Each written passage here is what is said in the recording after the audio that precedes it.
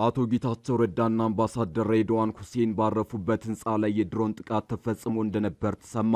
ጌታቸው ረዳ ስለ ጉዳዩ ለመጀመሪያ ጊዜ ተናግረዋል። የወልቃይት አስተዳደር ይፈርሳል ሲሉ የተደመጡት ጌታቸው ወልቃይትን ለመቆጣጠር የተዘጋጀው የአርሚ ሰባ ኃይል በሻዕቢያ የሚታዘዝ ነው ሲሉም ከሰዋል። እናስደምጣቸዋለን። ህወሓት ራሱ ላይ ተኮሰ። ደብረ ጽዮን ፊርማቸውን ባኖሩበት ደብዳቤ የፌዴራል መንግስት ከፍተኛ ባለስልጣናት ላይ ማዕቀብ እንዲጣል ጠይቋል። የላብይ ያስባለ መግለጫ ያወጣው ህወሓት አልሞት ባይ ተጋዳይ ሆኗል። ከተራቡ የትግራይ እናቶች ጉሮሮ ነጥቆ ቀልሃ የሸመተው ቡድኑ ራሱ ላይ የተኮሰበትን ጥሪ ለዓለም አቀፉ ማህበረሰብ አሰምቷል። በዝርዝር እናስደምጣቸዋለን። ኢትዮጵያ በዛሬው ዕለት ለሶማሌላንድ ይፋዊ እውቅና ልትሰጥ መሆኑ እየተሰማ ነው። የሀርጌሳ ዜና ምንጮች ዛሬ ከአዲስ አበባ ሰበር ዜና ጠብቁ የሚል መልእክትን እያሰራጩ ነው። የኢትዮጵያ መንግስት ግን እስካሁን ዝምታን ነው የመረጠው። እንመለስበታለን። የቀነኒ አዱኛ ግድያ ጉዳይ ዳግም መነጋገሪያ ሆኗል። ድምፃዊ አንዱዓለም ጎሳ ጉዳዩን በአባ ገዳዎች ለመፍታት ቢሞክረም ቤተሰቦቿ ዛሬ የኢትዮጵያ ሕዝብ ይፍረደን ሲሉ ድምጻቸውን አሰምተዋል። ታደምጡታላችሁ። አክብሮታዊ ሰላምታችን በያላችሁበት የዓለም ዳርቻ የረሳችሁ የተወደዳችሁ የአንድ አፍታ ሚዲያ ቤተሰቦች ከአንድ አፍታ ለአሁኑ መደመጥ አለባቸው ያልናቸውን ዜናዎች ወደ እናንተ የምናደርስበት ሰዓት ላይ ተገኝተናል። አብራችሁን ትቆዩ ዘንድ ግብዣችን ነው። የማይደገም ዕድል በአከራይ መሳቀቅን የሚያስቀርና እንዲህ በአማረ መልኩ በፒያሳ 100% ተጠናቆ ስራ ባስጀመርነው የንግድ ማዕከላችን ላይ ሱቆችን ከፈለጉ በገዙለት ከነተከራዩ ይረከቡታል። ከ2.8 ሚሊዮን ብር አጠቃላይ ዋጋ ጀምሮ እንዲሁም ለስራበትም ቢሉ ወደ ገበያ የሚገቡበት ለዓመታት ከእሁድ እስከ እሁድ ደምቆ በስራ የለመደ የገበያ ማዕከላችንን ቀድመው የራሱ ያድርጉ። እንደዚሁም 90% የተጠናቀቁትን ቅንጡ አፓርትመንቶቻችንን በልዩ ቅናሽ መሸጥ ጀምረናል። ቀድመው ቦታ ይምረጡ። በ0911 23 3000 ወይም በ0905 33 44 66 በማንኛውም ሰዓት በመደወል ቀጠሮ ያስይዙ። አቶ ጌታቸው ረዳና አምባሳደር ሬድዋን ሁሴን ባረፉበት ህንጻ ላይ የድሮን ጥቃት ተፈጽሞ እንደነበር ተሰማ። ጌታቸው ረዳ ስለ ጉዳዩ ለመጀመሪያ ጊዜ ተናግረዋል። የወልቃይት አስተዳደር ይፈርሳል ሲሉ የተደመጡት ጌታቸው ወልቃይትን ለመቆጣጠር የተዘጋጀው የአርሚ ሰባ ኃይል በሻዕቢያ የሚታዘዝ ነው ሲሉም ከሰዋል። ከ10 ወራት በፊት አቶ ጌታቸው ረዳና አምባሳደር ሬድዋን ሁሴን የጠቅላይ ሚኒስትር አብይ አህመድን መልእክት በመያዝ ወደ ፖርት ሱዳን ሄደው እንደነበር ይታወሳል። በዚያም ከጀነራል ብርሃን ጋር በመገናኘት መወያየታቸው በወቅቱ ሲዘገብ ነበር። አቶ ጌታቸው ከሰሞኑ በሰጡት ቃለ መጠይቅ ስለ ፖርት ሱዳን ጉዟቸው አስገራሚ ጉዳይ አንስተዋል። እሳቸውና ሬድዋን ሁሴን ያረፉበት ሆቴል ከአንድ ቀን በፊት የድሮን ጥቃት እንደተፈጸመበት ገልጸዋል። ጌታቸው በዚህ ቃለ ምልልሳቸው በርካታ ጉዳዮችን አንስተዋል። ቀድሞ ጓዶቻቸውን በመዝለፍ ጠቅላይ ሚኒስትር አብይ አህመድን ደግሞ ከፍ አድርገው ለማሳየት ሲጥሩ ታይተዋል። ስለ ወልቃይትና አርሚ ሰባ ጉዳይ ያነሱት ጌታቸው አርሚ ሰባ በኢሳያስ ነው የሚዘወረው ሲሉ ከሰዋል። የኤርትራ ፕሬዝዳንት ኢሳያስ አፈወርቂ በሱዳኑ ጦርነት ለጀነራል አልቡርሃን ድጋፍ የሚሰጡት የአርሚ ሰባ ተዋጊዎችን በመመልመል እንደሆነ ተናግረዋል። ኢሳያስ የሱዳንን ጦር የሚደግፉት ከአርሚ ሰባ በርካሽ ዋጋ ስላገኘው ነው ብለው እንደሚያምኑ የጠቆሙት ጌታቸው ሻዕቢያ ከራሱ ጦር እንደማያዋጣ ገልጸዋል። ህወሓት ሱዳን ለሰፈረው አርሚ ሰባ ለሱዳን ጦር በቅጥረኝነት ተዋጊዎችን የሚመደበው በሻዕቢያ ግፊትና አልቡርሃን ይደግፈኛል በሚል መሆኑንም ተናግረዋል። በህወሓት አመራር በኩል የኢትዮጵያን መንግስት ለመውጋትም ይሁን ወልቃይትን ለመቆጣጠር ከአልቡርሃን ድጋፍ አገኛለሁ ብሎ እንደሚያምንም አክለዋል።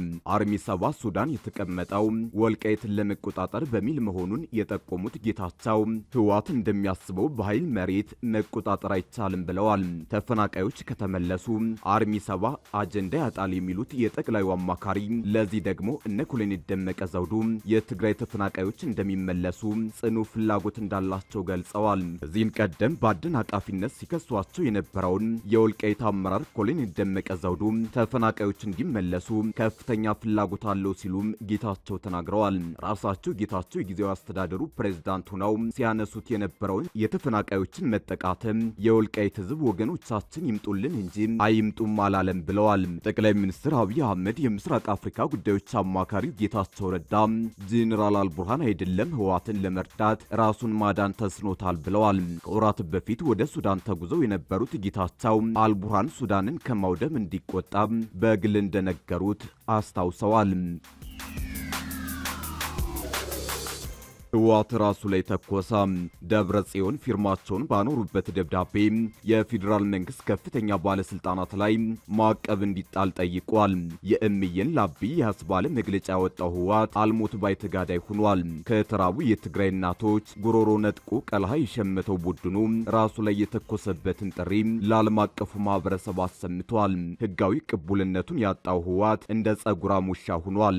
አለሁ እያለ ቢጣጣርም ህልው ሆኖ መንቀሳቀስ ካቆመ ከራርሟል። ሆኖም አሁንም መንፈራገጡን ቀጥሏል። በዛሬው ዕለትም ለዓለም አቀፉ ማህበረሰብ የኢትዮጵያ ባለስልጣናት ላይ ማዕቀብ ጣሉልኝ የሚል ተማጽኖ አሰምቷል። ይህ ፈገግ የሚያሰኝ ተማጽኖ እያነጋገረ ነው። እንደ ትናንቱ በነጮቹ ፊት ሞገስ ያለው የሚመስለው ቡድኑ የተፈናቃይና የረሃብ ፖለቲካ በመምዘዝ በምዕራባውያኑ ፊት ሞገስ ለማግኘት እየጣረ ነው። ቡድኑ በደብረ ጽዮን ስም ለአፍሪካ ህብረት በጻፈው ደብዳቤ አስቸኳይ እርምጃ ካልተወሰደ ነገር ይበላሻል ብሏል። ለአፍሪካ ህብረት የቀረበው አዲሱ የህወሓት ክስ የፌዴራል መንግስት የፕሪቶሪያውን ስምምነት በመጣስ ተፈናቃዮችን እያስራበ ነው የሚል ነው። በግልባጭ ለተባበሩት መንግስታት ድርጅትና ሌሎች የሰብአዊ መብት ተቆርቋሪ ዓለም አቀፍ ድርጅቶች የተላከው ደብዳቤ የፌዴራል መንግስት በትግራይ ላይ ስልታዊ ረሃብ እየፈጠረ መሆኑን ይገልጻል። ነገር ግን ይህ የህወሓት አቤቱታ መሬት ላይ ካለው እውነታ ጋር የሚጣረስ ነው። ቡድኑ ለተፈናቃዮች የሚደርሰውን ምግብ ለሰራዊቱ በመዋል እንዲራብ ያደረገው ራሱ እንደሆነ ተጨባጭ መረጃዎች አሉ። እዚህ በተጨማሪም ተፈናቃዮች እንዳይመለሱ በማገድ ለፖለቲካ መቀስቀሻነት ሲጠቀምበት እንደነበር ከአቶ ጌታቸው ረዳ እስከ ጄኔራል ጻድቃን ድረስ ተናግረውታል። የህወሓት የክስ ደብዳቤ ግን ይህን ሀቅ ወደ ጎን ገሸሽ በማድረግ አዲስ ትርክት ለመፍጠር ይፍጨረጨራል። ደብዳቤው በትግራይ መጠለያ ጣቢያዎች የሚገኙ በመቶ ሺዎች የሚቆጠሩ ሰዎች ሰብአዊ ድጋፍ እየቀረበላቸው እንዳልሆነ ያስረዳል። የህወሓቱ ሊቀመንበር በክሱ ላይ እንደገለጹት የፌዴራል መንግስት የፕሪቶሪያን ስምምነት አንቀጽ 4 በመጣስ በተፈናቃዮች ላይ ስልታዊ ረሃብ እየፈጠረ ነው። ነገር ግን ይህን አንቀጽ የጣሳው ራሱ ስለመሆኑ አይናገርም። በእርግጥ ለዓመታት የኢትዮጵያንና የትግራይ ህዝብን ሲዋሽ የነበረው ድርጅት እውነት ይናገራል ተብሎ አይጠበቅም። ህወሓት ተፈናቃዮች እየተራቡ ነው የሚል ክስ ያቀረበው ከመቀሌ አዋክቦ ወደ አዲስ አበባ ያባረራቸው የቀድሞ አመራሩ ጌታቸው ረዳ ለተፈናቃዮች የተላከ እርዳታ ለታጣቂዎች እንደሚከፋፈል ባጋለጡ ማግስት ነው። ጌታቸው ትናንት ማታ በተላለፈ አዲስ ቃለ መጠይቃቸው ህወሓት ተፈናቃዮችን የፖለቲካ መያዣ ከማድረጉ በተጨማሪ ሰብአዊ እርዳታዎችን ለታጣቂዎች ስንቅ እንደሚያውል ገልጸዋል። ይሁን እንጂ የህወሓቱ ሊቀመንበር በቀድሞ ምክትላቸውና በፌዴራል መንግስት የቀረበባቸውን ክስ ተራ ፕሮፓጋንዳ ሲሉ አጣጥለዋል።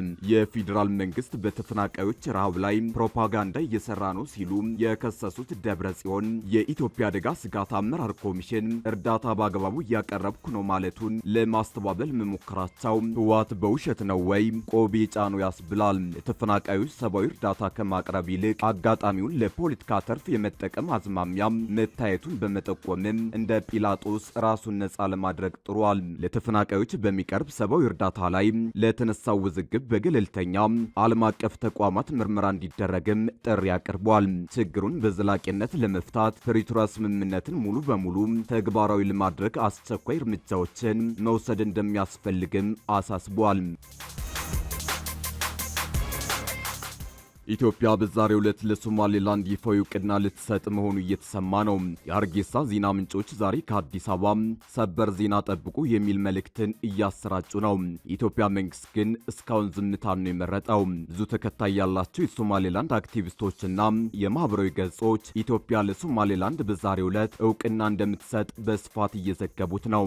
በማህበራዊ ገጾች ላይ ባደረግነው ቅኝት ኢትዮጵያ እስራኤልን በመከተል እውቅና ለመስጠት ዝግጅቷን ጨርሳለች ሲሉ ዛሬ ከኢትዮጵያ በኩል ሰበር ዜና ጠብቁ የሚሉ ልጥፎችን እያሰራጩ ነው።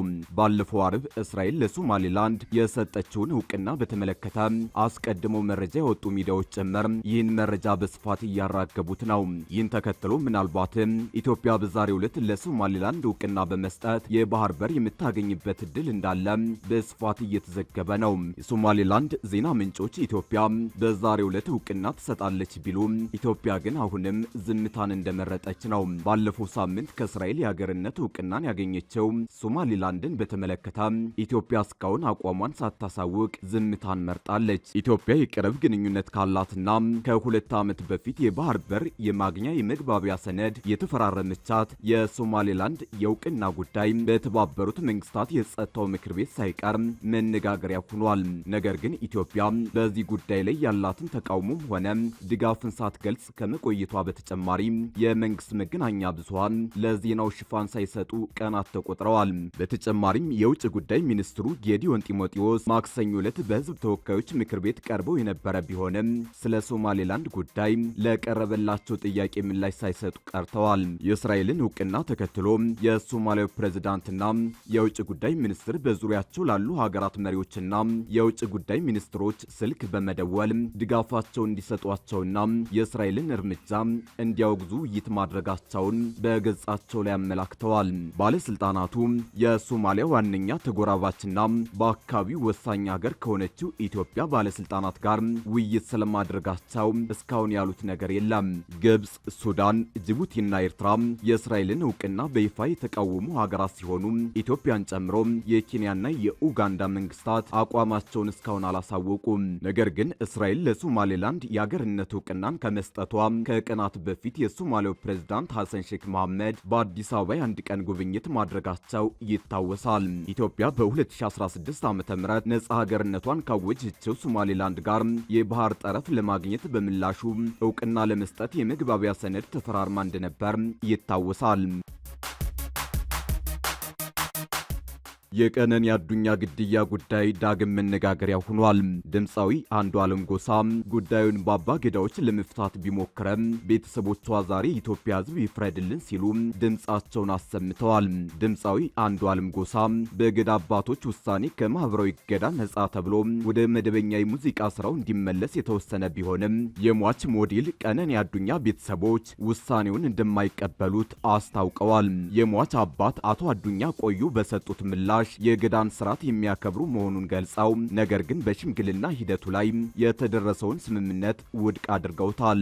አባቷ ተቃውሟቸውን ሲገልጹ የገዳ አባቶች ጋር ያልተስማማንበትን ነጥብ የገዳን ስርዓት ካለመቀበል ወይም ካለማክበር የመነጨ ሳይሆን የቀነኒ ጉዳት በግልጽ ሊጣራ ይገባል ከሚል አኳያ ነው ብለዋል። አቶ አዱኛ በሂደቱ ላይ ስለቀረበው ካሳ ጥያቄ ሲያስረዱ በጎጂው በኩል እየተባለ ያለው አልገደልኩም ግን ካሳ ከፍላለሁ የሚል ነው። እኛ ደግሞ የልጃችንን ካሳን በላም በማለት አልተቀበልንም ሲሉ አስረድተዋል። ቤተሰቡ በልጃቸው ላይ የደረሰውን ጉዳት መጠን ጥልቀትና አድራጎት በግልጽ እንዲጣራ እንዲታወቅ የጠየቁ ቢሆንም ይህ ሳይሆን ወደ መሐላ ስርዓት መኬዱን ተቃውመዋል። ከመሐላ በፊት መጣራት ያለበት ነገር አለ ብለን አመልክተን ነበር።